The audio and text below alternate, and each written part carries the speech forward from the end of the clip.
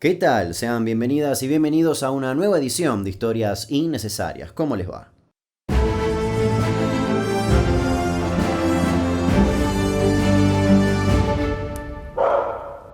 Hoy vamos a hablar de un caso que se cerró hace relativamente poco tiempo. Un caso más que interesante, pero más interesante aún es verlo de manera cronológica, ya que de esa manera podemos observar cómo un hombre se fue rompiendo ante los ojos de toda una sociedad hasta terminar cometiendo un crimen atroz. Hoy, el caso del conocido nacionalmente como el hombre gato. Empecemos. 11 de enero de 2019, Lili Perej, de 54 años, y su hermana Piria Sarusi, de 63, llegaron desde Israel a Mendoza. Lili era una funcionaria del ente recaudador israelí, mientras que Piria era profesora de microbiología en la Universidad de Nueva Inglaterra. Ambas habían viajado hasta la provincia argentina para visitar al hijo de Piria, Gilead Perej, de 36 años. Gilead era uno de los 5 hijos que Piria había criado sola, ya que su esposo la había abandonado. Gil, o Nicolás, como también lo llamaban, era un ex miembro del ejército israelí. Tenía un coeficiente intelectual de 180,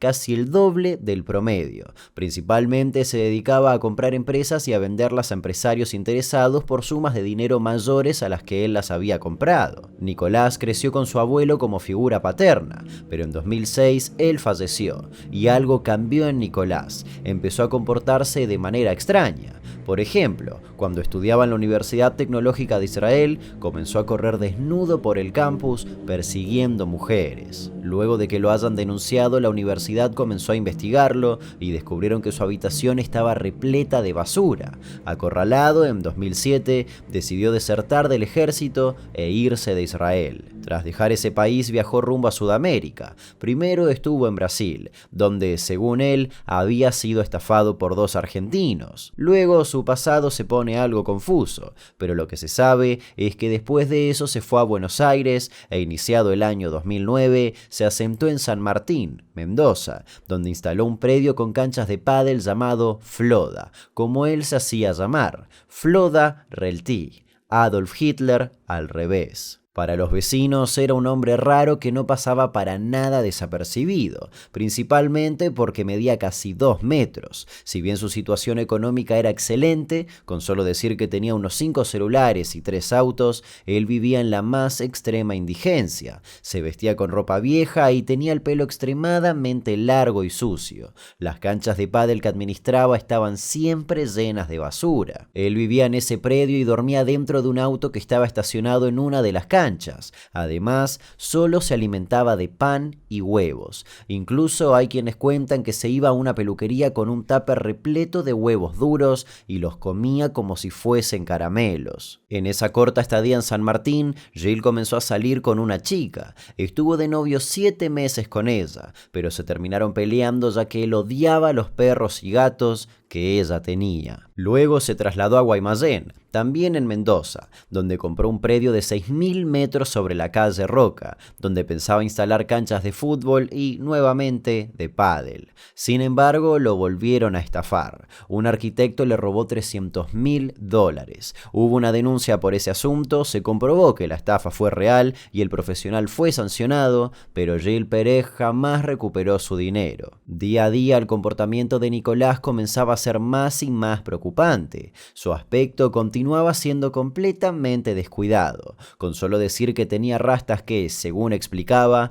las mantenía con una extraña mezcla a base de cemento y barro. Sus vecinos lo apodaron el Grandote y hasta lo usaban para asustar a los más chicos cuando querían salir tarde de sus casas. Sin embargo, todo comenzó a tomar otros tintes cuando los perros y gatos de la cuadra comenzaron a desaparecer. Vecinos vieron a Jill arrastrando a un perro atado a una soga. Intensos aullidos y maullidos se escuchaban del otro lado de los altos muros que encerraban el terreno repleto de canchas de fútbol que nunca se terminaron de construir. Entre las vigas y ladrillos, varios gatos iban y venían. Quizás el extraño comportamiento de Jill fue lo que motivó a su madre y a su tía a visitarlo. Ambas llegaron a nuestro país, como dijimos, en enero de 2019 y alquilaron un departamento en un tercer piso sobre la avenida España al 1100 en pleno centro de Mendoza. El 11 de enero las turistas fueron a conocer la casa de Jill en Guaymallén y a las 14:30 de ese día fue el último contacto que tuvieron con sus otros familiares. El 14 de enero de 2019, Gilliat Pérez realizó la denuncia por averiguación de paradero de su madre y de su tía. Lo hizo en una comisaría de Guaymallén. Días después, declaró por primera vez como testigo en la causa, ya que había sido una de las últimas personas en ver a las desaparecidas aún con vida. Mientras tanto, la Dirección Nacional de Migraciones informó que no había registro de salida hacia Chile de ninguna de las dos mujeres. El 18 de enero de 2019 se realizó el primer allanamiento a la casa de Pérez. Si bien no había rastros de las turistas, llamó la atención de todos el estado en el que Pérez vivía. El terreno estaba repleto de postes a los que había perros atados con cadenas que solo les permitían moverse unos 20 centímetros. La pequeña casilla donde él dormía estaba llena de basura, gatos muertos, comida para ellos y varias películas pornográficas guardadas en cajas. Además, le secuestraron 4 armas. Aprovechando la presencia de los medios, Gilliat pidió ayuda a los periodistas para encontrar a su mamá y a su tía. Dijo: "No tengo idea qué ha pasado, no soy adivino. Sé igual que ustedes que en la calle hay muchos criminales sueltos". El 22 de enero de 2019, la justicia mendocina ofreció una recompensa de 300.000 pesos argentinos para dar con los paraderos de las hermanas. Horas después, Pérez se dirigió a una armería de Mendoza y dijo que quería comprar un arma, porque la policía le había secuestrado todas las que tenía y que tenía miedo por si entraban ladrones. El 24 de enero de 2019, Pérez dio una entrevista de 2 horas a Fabio Roa, de la agencia Telam. El periodista estuvo 2 horas encerrado con él. Gil Pérez, que antes tenía rastas y una abundante barba, se había rapado y afeitado, según él, por pedido de su madre antes de que lleguen de viaje. En esa nota, Gil aseguró tener armas legales con licencia de ANMAC, ya que tenía problemas de inseguridad. Además, aseguró que practicaba tiro desde que había sido víctima de un robo. En total tenía 46 armas a su nombre. Las había comenzado a registrar desde 2014. Eso quiere decir que Pérez pasó varios exámenes psicofísicos y de pericia de manejo de armas sin problemas. El dato de las armas y lo confuso de su pasado hizo que se comience a correr el rumor de que Gil Pérez era un espía del Mossad, pero él aseguraba que no. Cabe aclarar que si bien tenía registradas más de 40 armas, la policía solo encontró 4. Las otras jamás fueron encontradas. Se creó que se las robaron o que las alquilaba o vendía en el mercado negro. Respecto a la desaparición de su madre y de su tía, él contaba que había desayunado junto a ellas en el centro de la ciudad y que luego los tres volvieron a Guaymallén, donde estuvieron hasta las 21 de ese día, cuando comenzó a llover, y les dijo que se vayan antes de que la tormenta empeore. Dijo haberlas visto caminando en dirección a la parada de colectivos y aclaró que no las acompañó porque si dejaba sola su casa, le entraban a robar. Me habían entrando a robar 50 veces. Bueno, 50 veces. Pero si sabías que había inseguridad, ¿por qué dejaste a tu mamá que fuera caminando? Acá está. Y usted no puede pensar, si yo no puedo salir de mi casa, si salgo de mi casa me meten a robar. Además, comenzó a comentar sus propias hipótesis. Decía que tenía problemas en Mendoza con mucha gente, con gente que le había robado y estafado, gente que le hizo daño. Insistió con que su madre y su tía eran personas inteligentes y responsables y que no iban a desaparecer así como si nada. Aseguraba que alguien se las llevó a la fuerza. Pudo ser alguien que vino de Israel y fue tras ellas y quiso hacerles daño, porque es más fácil acá que hacer daño en Israel. Finalizó la nota diciendo que le gustaría decirle a su madre que la ama mucho y que se arrepentía de haberle pedido que venga a Argentina. Cuando el periodista quería irse, Pérez le dijo que el portón de entrada se había dilatado por el calor y que no se abría, por lo que insistió que se quede un rato más. Sin embargo, minutos después, la policía llegó al lugar para hacer otro allanamiento, esta vez con perros. Y fue justamente uno de los perros de la Escuela de Adiestramiento Canino de Mendoza el que encontró manchas de sangre en la remera de Jill y en una pila de ladrillos de su casa. La sangre tenía el mismo ADN de uno de los cepillos de dientes encontrados en el departamento alquilado por las mujeres en el centro mendocino. Con esa prueba realizada, horas después, Gil Perej fue detenido. Finalmente, el 26 de enero de 2019,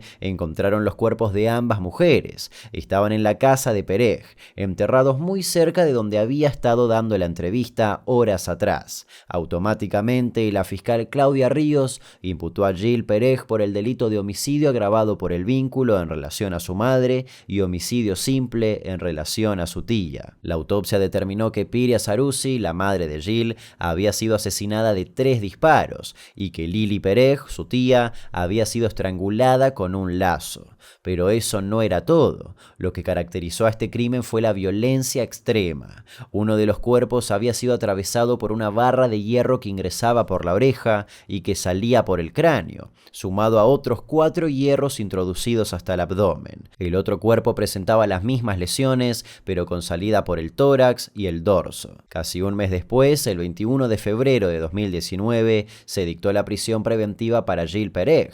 Si bien la defensa del imputado pidió que sea derivado a un hospital psiquiátrico, el juez rechazó el pedido. El 13 de marzo de 2019, Perej le pidió a la justicia que lo dejen salir de la cárcel para vivir con sus mascotas en un viejo zoológico por una extraña razón. Decía que si bien él se veía como una persona, en realidad era un gato. El 1 de abril de 2019 confirmaron su prisión preventiva, pero Gil, que fue encerrado en el sector de máxima peligrosidad de la cárcel de San Felipe, comenzó a comportarse como un gato. Orinaba y defecaba en el piso, escribía en las paredes con excremento y llegó a pedir hasta 8 litros de leche por día.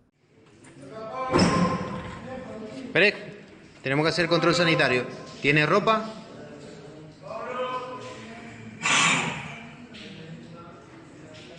¿No tiene ropa? Perej, control sanitario.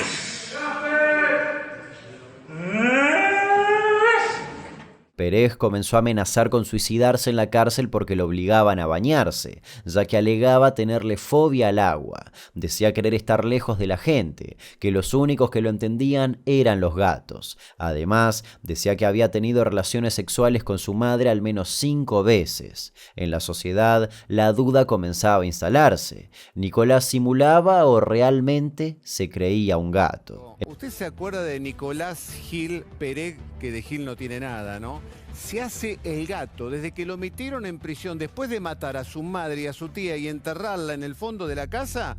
Se hace el gato. El 16 de octubre de 2019, un informe realizado por expertos en discapacidad del Ministerio de Justicia de la Nación aconsejó a la justicia mendocina que Perej sea trasladado a un hospital neuropsiquiátrico para que pueda recibir un tratamiento adecuado. Si es algo eso que yo necesito compañía, porque yo no puedo estar solo. Pues nadie no puede estar solo 24 horas, todo el día, todo el año. Y necesito estar con compañía de criaturas como soy yo, que yo no soy una persona, yo soy un gato. Yo necesito compañía por gatos y no por personas porque yo soy un gato.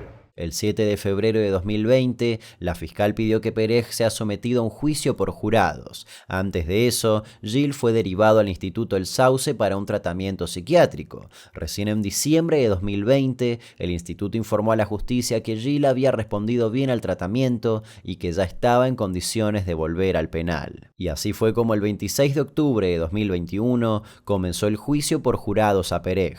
Sin embargo, en la primera audiencia, comenzó a maullar.